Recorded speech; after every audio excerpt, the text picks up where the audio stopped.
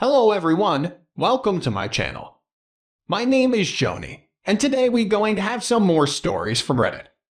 But before we start, it would be so much appreciated if you would subscribe to my channel, like the video if you enjoy it, and maybe leave a comment down below.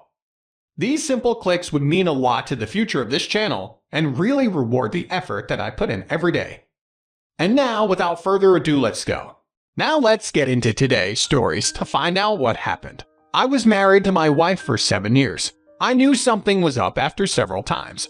I had arrived home from work to find only my teenage daughter at home and my wife missing. She'd always tell me what her mom told her to tell me. An example would be that she went grocery shopping to see a woman friend from work, other kinds of shopping, or had to help somebody with something. My daughter never seemed like she was aware she was lying, which is good. I don't think my wife would have the nerve to burden our daughter with any secrets she kept from me. I was so annoyed that I decided to come home a little early. For a few days each time, I sat in my car down the street to see if my wife left. On the third day, she left and I followed her. She got to Boscov's, which gave me relief at first, because maybe she told the truth each time. But then I saw the man she was meeting at the entrance. He was tall, handsome, and rich-looking. He kissed my wife enthusiastically before they went inside. My wife's birthday was the next day, and I swore this seemed like some kind of birthday shopping spree. When I wouldn't be suspicious of her absence, I went inside Boscov's and walked around close enough to see how they interacted. It was extremely romantic behavior. I started filming, and it took a few minutes for me to catch him grabbing her butt. I wanted to set the building on fire. I was so mad. I filmed for as long as I could. But then AP saw me staring at them. I left the building and got to my car. But before I drove away, I saw him come out with my wife's hand in his. She looked concerned and puzzled, trying to see who he was talking about. Hopefully she was feeling panic like I was. I returned home and wondered what I should say to my daughter. She was 17, so kind of old enough to handle adult issues, but either way, it was going to be really upsetting. I told her I saw her mom with another man, so I was going to stay at Grandma's for a while. She asked if she could come with me because she'd been thinking about helping Grandma with her garden. I thought that was the cutest and most uplifting thing I could have heard at that moment. We packed some bags and left no tears or worrying. Grandma was excited to see us, and I felt like it was all going to be okay. My wife returned shortly after that our empty house. I left her a note on the counter that I was the one watching them, and I had proof she was romantically involved with him.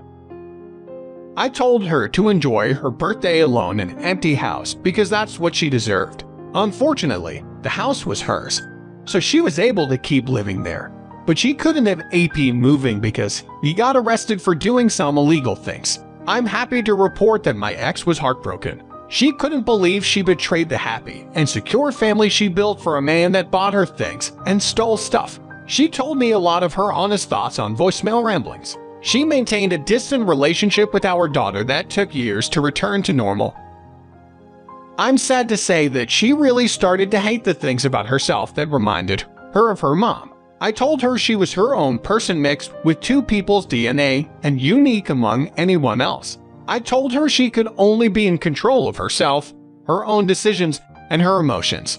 I reminded her that letting hatred or bitterness simmer in your heart only makes it how you behave.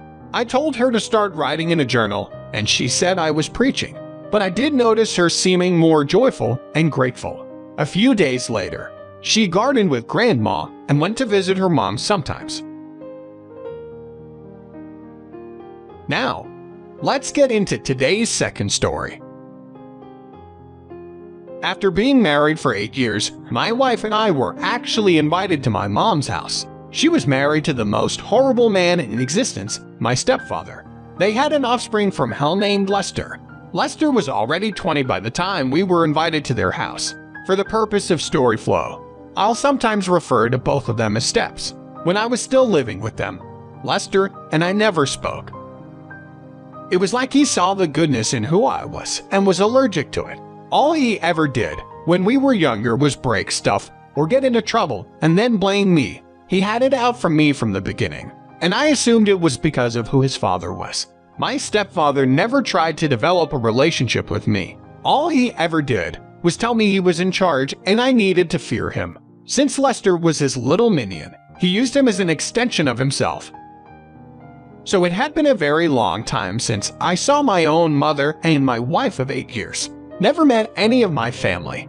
On the way there, I warned her that my stepfather and stepbrother were the worst people you'd ever meet, and she shouldn't feel compelled or forced to communicate with them at all. She sincerely listened to my warning, like the good girl she was. I wasn't worried at all about her being unable to handle a little social awkwardness or even some rude comments. She was a good wife, and for all I knew, my steps had changed for the better in the past decade. We arrived safely at their house, which looked exactly the same as when I left. The introductions were awkward. The steps both looked my wife up and down, without hiding the fact that they were checking her out. They barely greeted me.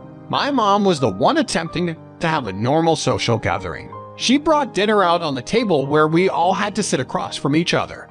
The men stare at my wife like she was a television show. I asked them to stop staring at her, and that's when some yelling started. My stepdad said that I was a guest here and he could look wherever he wanted. My stepbrother said she deserved better than me, but trying to lessen the magnitude of what he said.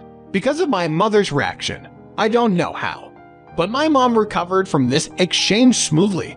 I think I just missed her a lot and longed for this visit to go smoothly and peacefully. Plus, I felt like my wife and I were safe. I certainly didn't expect what was going to happen. Late that night, I woke up in the middle of the night in my sleeping bag on the living room floor. My wife wasn't on the couch anymore.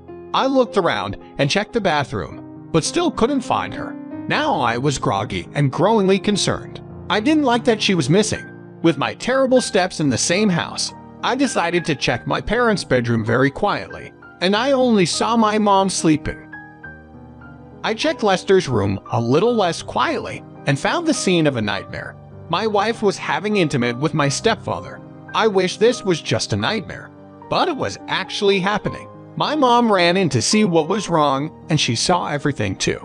She walked straight over to slap the hell out of my stepdad repeatedly. He actually fell over. Then she ran off and slammed the door of the bathroom. I felt so horrible. My mother shouldn't have had to see it, but these bastards didn't even care. Then I looked at my wife and demanded to know why she did this. She just sat on the bed covering her face. She started shaking like she was sobbing, and she looked up with her ugly cry, face to mouth. Sorry. To me, this didn't make any sense at all. The respectable and kind wife I knew was gone. I told my mom to come with me. We packed our stuff and went back to my house, leaving my cheating wife with the steps. My mom lived with me while we both filed for divorce. She was a wreck just as much as I was, but we actually did bond and have good times together for the first time since I was really young. Before I knew it, she was making jokes about us going club hopping together. Prior to our first court date, my wife got a ride back to our neighborhood by paying for a long Uber drive. When she showed up at my door, I was very surprised and unhappy to see her. I told her I had nothing to say to her. She just needed to show up to court. She got on her knees and begged me to let her in. She just needed to get some of her stuff and figure out where to go. She hadn't been able to charge her phone for a while and told me that it wasn't long before the steps started treating her like a prisoner. I told her I would never understand why she agreed to go in that room and cheat on me. Then I slammed the door in her face and locked it. She would have no mercy or communication from me in court. My mother got alimony from my stepfather and continued living in my house. I stayed with her for a while, but once the divorce was final, I let her rent my house cheap while I found a new place to call my home. I believed in keeping close to my mother, but not that close. I needed to be independent and remain an eligible bachelor if I was to find a woman of equal quality. I got settled into my house really well before allowing any women to come over.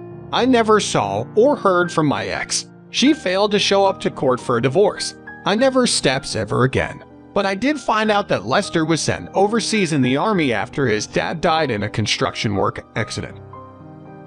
It doesn't sound like a very happy life, and that's all I'll sum them up to. I'm happy with where I ended up after losing my wife of 8 years. I hope my story stops people from, because it causes mass destruction and pain. Hopefully more for the cheater than the victim, though.